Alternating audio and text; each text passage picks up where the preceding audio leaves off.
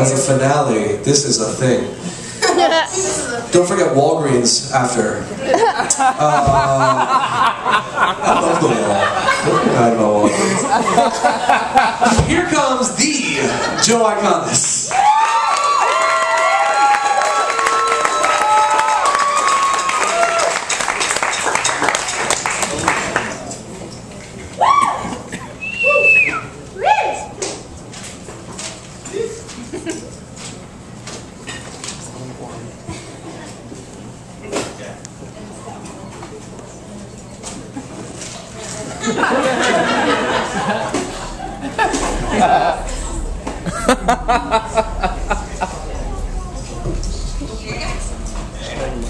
I have no idea what the fuck she just said to me.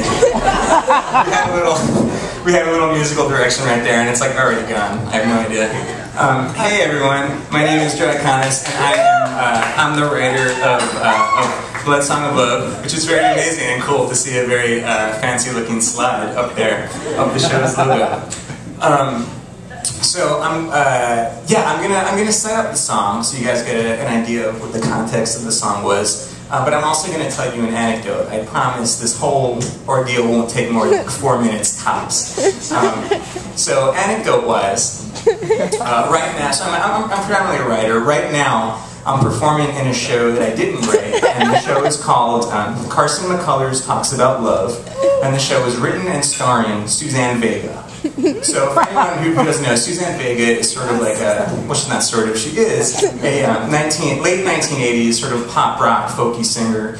She sang this song called Luca that was like sort of a big hit, and she sang, Tom's Diner was like her big hit. So she wrote this play wherein she's playing Carson McCullers, who's a famous author.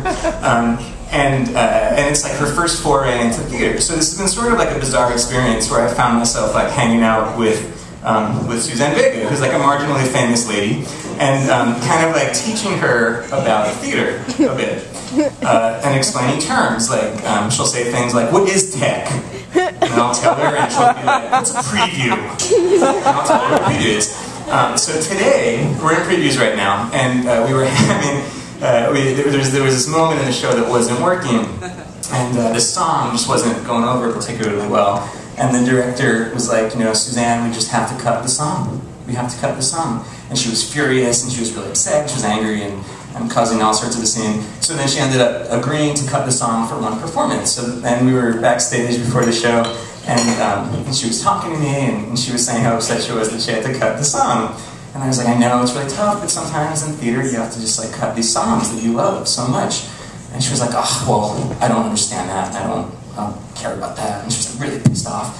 And I was like, who knows, Suzanne, maybe, you know, someday you'll get the opportunity to perform a song that you cut from a piece of theater. And she actually looked at me and she was like, Joe, where would I get to do something like that?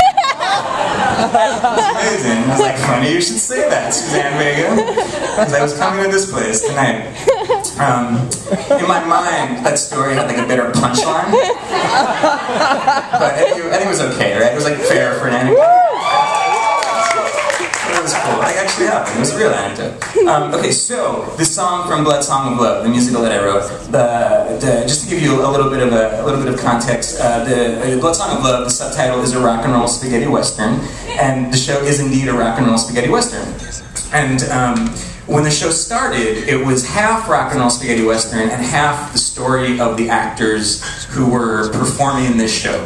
So we were sort of juxtaposing this, you know, sort of like shoot 'em up, high, you know, melodramatic, like blood and guts and heaving bosoms world with the story of these actors who were sort of coming to terms with a life in the arts and musical theater and all this sort of shit. So it wasn't shit. It was, you know, it was what it was. At any rate, we dropped that half of the show that wasn't the spaghetti western, and this song was sort of a victim of that. And we tried to kind of shove it in the show, but it felt like it just wasn't working, so we ended up cutting it.